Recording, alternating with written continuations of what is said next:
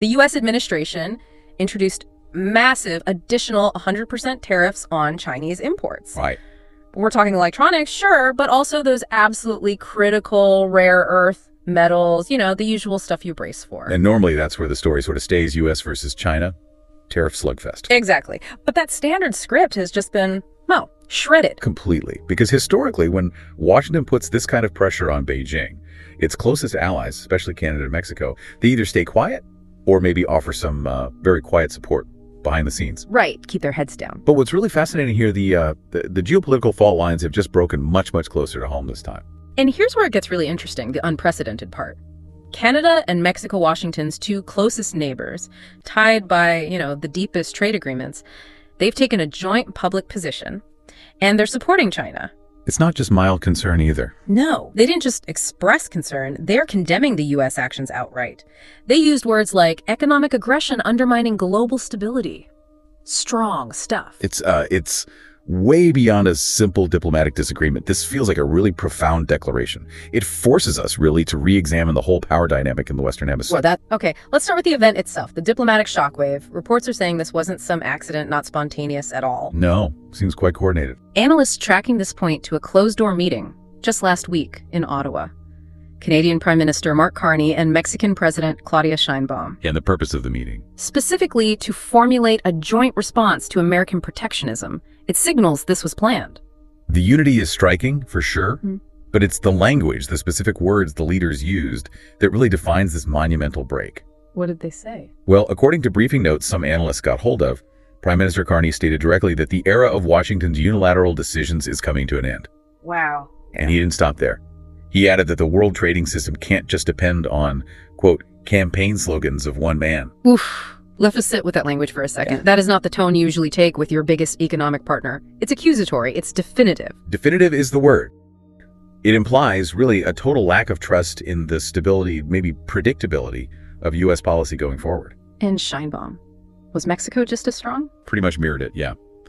President Sheinbaum emphasized that Mexico won't support tariffs that lead to the undermining of free market principles. So pushing back on the protectionism directly. Directly. And then the joint public statement, that really hammered home the new direction. They called for solidarity with those countries that have been victims of economic pressure.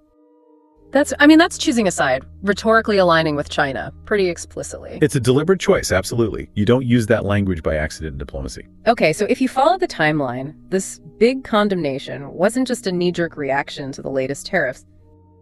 You're saying this was cooking for a while. Seems that way. There were definitely early warnings. Like what? Well, looking back, as far back as September, reports mention representatives from China, Canada, and Mexico holding a series of ministerial-level consultations. Okay, so talks were happening earlier. And they were apparently discussing forming what they called an economic resilience alliance. Basically, an informal coalition set up specifically to oppose U.S. tariff pressure. So this was the blueprint then. They were laying the groundwork months ago. Exactly. This pre-planning, it really shows the underlying frustration had been building, probably reached a boiling point. Any insight into that frustration? Yeah, one participant from that earlier meeting was quoted anonymously saying something quite revealing. Go on. They said, Washington had benefited from its position without consequences for too long, and now the bill has been presented. Wow.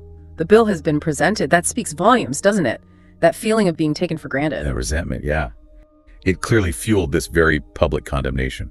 Okay, but even with that frustration, the political shock is huge.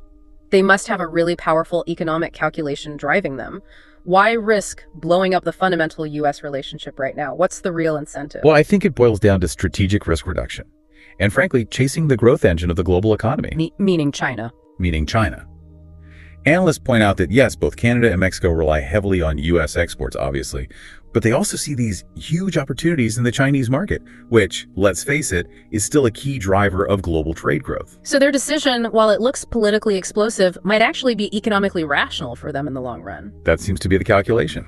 They're tired of being vulnerable to, let's say, U.S. domestic political swings and volatility. Diversification becomes a hedge. That makes sense. Diversification as a necessity, not just like a nice-to-have option. And reports suggest this talk in Ottawa and Mexico City about diversifying partners isn't just talk anymore. No, it seems to be turning into concrete plans. We're hearing about serious discussions about gradually redirecting strategic export flows. Like what kind of flows? Everything from high-value agricultural products, maybe some specific technologies, moving them away from the U.S. and more towards Asian markets. So what's the big takeaway from that shift? I think the biggest takeaway for us, for you listening, is how analysts are framing this now. They're seeing Canada and Mexico acting, maybe for the first time, not as regional partners of the United States, but as independent global players. Yeah. They're making their own bets on where the world economy is heading. And China's obviously not just sitting back and watching this happen. They're actively encouraging it. Oh, absolutely. They're ready to facilitate this break. They haven't just waited for Canada and Mexico to complain. They've apparently come forward with concrete proposals to expand cooperation. Where specifically? Particularly in areas like energy and agriculture. Strategic sectors. Can you give examples? Sure. Specific examples being cited include major Chinese state-owned companies, think China National Offshore Oil Corporation, China Minmetals proposing actual strategic long-term investments. Investments where? In Canadian lithium and nickel production, for instance. And also offering capital for key infrastructure projects down in Mexico. Okay, that moves this way beyond just a tariff dispute. This is about building like a whole alternative long-term supply chain, potentially rivaling the North American one. Precisely. The long-term implication, the potential goal, is the creation of an alternative economic axis. Yeah. Something capable of gradually chipping away at, maybe undermining U.S. monopoly influence on the North American continent. They're laying down the tracks, institutional supply chains, financial links designed to bypass Washington entirely. That seems to be the strategic play, yes. And speaking of supply chains, that brings us right back to the core resource that gives everyone leverage here. Rare earth elements, REEs. Yep. The U.S. tariffs hit electronics and, crucially, REs. For anyone maybe not up to speed, why are REs suddenly the nuclear option in this trade war? Well, they're basically the strategic lifeblood of the 21st century economy. You absolutely need REs for microchip production, advanced defense tech, think missile guidance systems, and the entire green energy transition. Like batteries and turbines. Exactly. High power magnets for wind turbines, electric vehicles, all that stuff relies heavily on REs. And the big problem for Washington is China's overwhelming control. Data confirms China controls over 70% of global REE production. 70%, okay. Which gives Beijing immense leverage. But China has the dominance, but they need partners to really make a counterstrike effective, right? This is where Canada and Mexico suddenly become really important geopolitically. They offer redundancy and they amplify the leverage. Mexico is reportedly considering joining this broader Asian lithium and rare earth supply project. Okay. And maybe more critically, both Canada and Mexico actually have their own significant reserves of strategic elements. Things like niobium, lanthanum, neodymium. Which means if they align with Beijing on this, they aren't just selling their own resources to China, they could potentially withhold them from the U.S. market too. That's the coordinated threat. That's the big fear. Analysts are pointing out that if Canada and Mexico do join China's initiative, Beijing apparently intends to slash REE exports to the U.S. by almost a third.